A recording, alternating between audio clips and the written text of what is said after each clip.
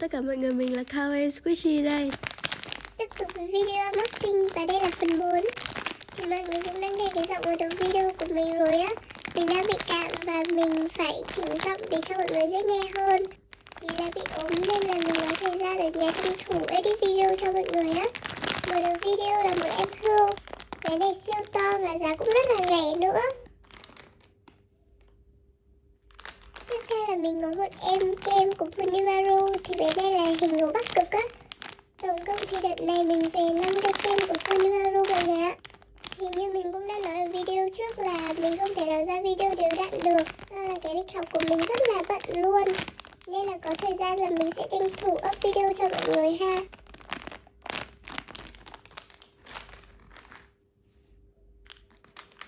Tiếp theo thì mình có một em Yummy Bear. Và mình thấy nhiều bạn sưu tầm Yummy Bear rất là muốn có em này luôn. Mình thấy trên group mọi người đang tìm bé này rất là nhiều. Nhưng mà bé này thì mình đã bán cho một bạn rồi ha. Cái màu hồng original này rất là hiếm luôn.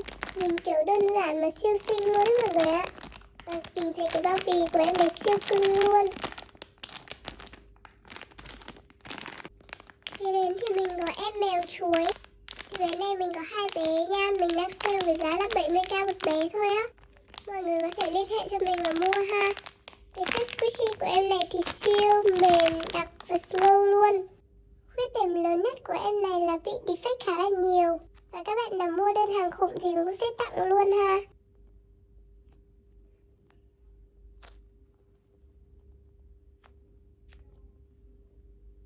Ở sau thì có license Kawaii Squishy In. Đây thì mình có một em mèo phép thuật. Bé này mình đang sale còn 90k thôi á. Cái chất của bé này thì cũng rất là mềm, đặc và chất tăng nha. Mình sẽ lấy ra để cho mọi người cảm nhận cái chất squishy của em này. Mình cũng không nhớ rõ được tất cả các mùi của bé em này đâu mọi người ạ. Mình cũng đã quay rất là nhiều đơn hàng của các bạn khách đã đặt được rồi. Nhưng mà mình sẽ up từ từ lên nha mọi người.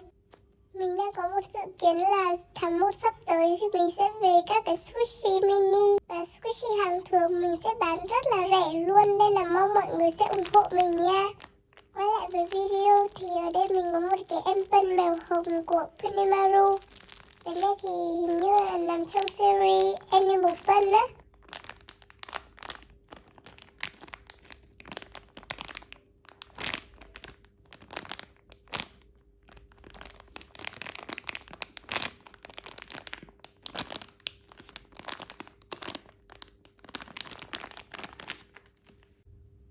Mình có một cái bánh dâu tây của Flambo. Cái bé này thì mình thấy có cả hàng fake nữa mọi người ạ. Thì mình sẽ cho mọi người thấy là hàng real nó sẽ khác hàng fake như thế nào nha. Hàng real thì mọi người sẽ có một cái hộp siêu xinh. Và ở ngoài thì mọi người sẽ được bóc siêu ra nha. Ở trong thì em này siêu là thơm mùi dâu luôn. Giống như cái bánh strawberry pie của Chawa. Đây thì mọi người thấy em này làm rất là chi tiết và đẹp. Chất squishy thì chuẩn chính hãng luôn nha. Kiểu cái chất squishy đặc trưng của Flambo luôn ấy. Ở dưới thì có license. Khuyết điểm của em này là chất sơn khá là giòn nên là khá là dễ nứt luôn. Nói chung thì tiền nào của đó và mọi người cứ dựa theo kinh tế cá nhân của mình để lựa chọn sản phẩm phù hợp nha. Tiếp theo là mình có một cái pen. Cái này là squishy của Nhật đấy mọi người. Nhìn bé này kiểu hơi bị cổ điển luôn ấy. Và chất squishy Nhật thì nó mềm và đã tay nhưng không có chất tăng nha. Mình để squishy này để tặng một đơn cho khách á. Tiếp theo thì mình có một em bánh su kem cinnamon roll. Em này có một cái tag siêu xinh luôn và mọi người có thể mở cái tag và ghi tên của mình vào trong đó ha. Nhìn cái design của em này tôi gọi là siêu cute luôn.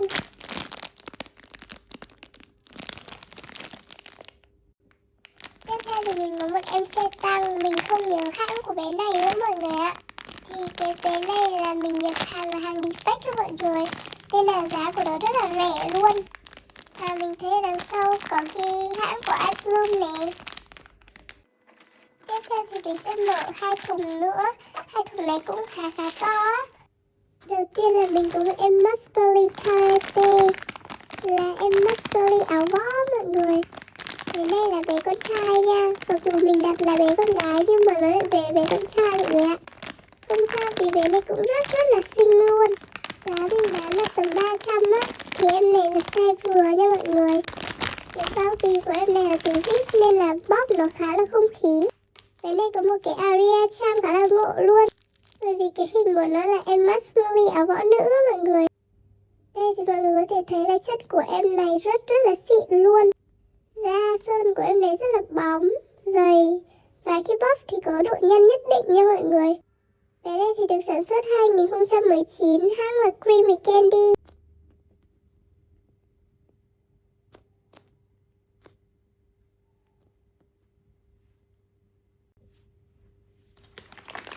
Tiếp theo thì mình dùng mẫu bánh keo.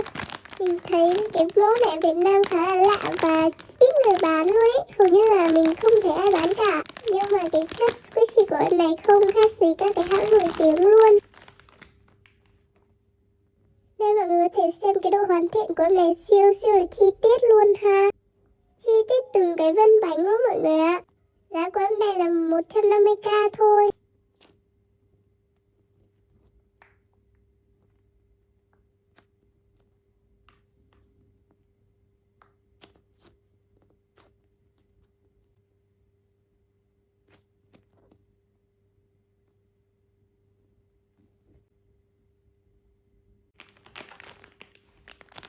Kế đến thì mình có một em gấu Kumatan. Cái này là màu vàng kem ha. Tổng cộng là mình với 3 bé, 2 màu vàng kem và 1 màu hồng. Chất squishy Kumatan thì mọi người cũng không còn lạ gì nữa rồi ha. Kiểu nó hơi dính mà nó đặc lắm luôn ấy.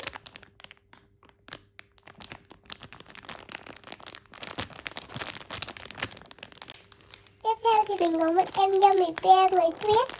Cái design của bé này khá là lạ luôn ấy. Theo mình nhớ thì em này thơm mùi bạc hà ha.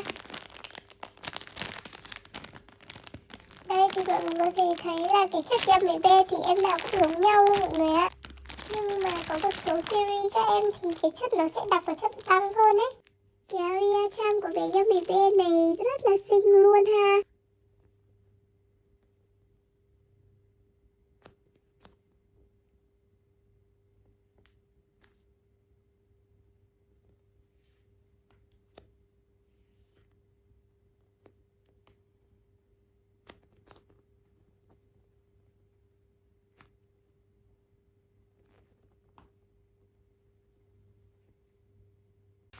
Tiếp theo thì mình có một em Yummy Bear bò sữa. Cái này thì mình thấy khá là phổ biến ấy. Và giá cũng rất là rẻ nữa.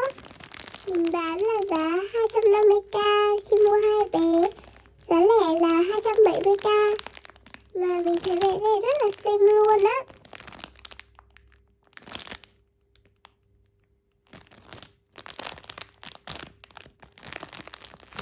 Bé này thì bị ghim cái bao bì vào rồi á, nên là mình cho mọi người xem sơ qua cái area charm nha. Tiếp tục vẫn là Yummy Bear thì mình có một em Yummy Bear Sakura là Yummy Bear hoa anh đào á mọi người. Cái này đúng nghĩa là thơm mùi hoa anh đào luôn ấy. Mùi kiểu nước hoa rất là thơm luôn.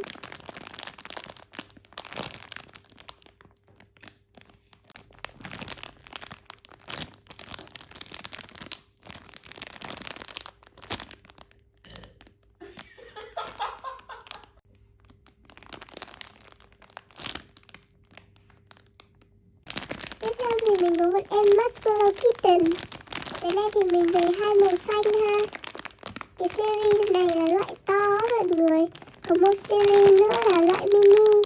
Cái này cũng có một cái area charm để cho mọi người ghi tên lên á. Hai phần này thì sẽ để cho video sau nha. Cảm ơn tất cả mọi người đã xem hết video. Giờ thì bye bye.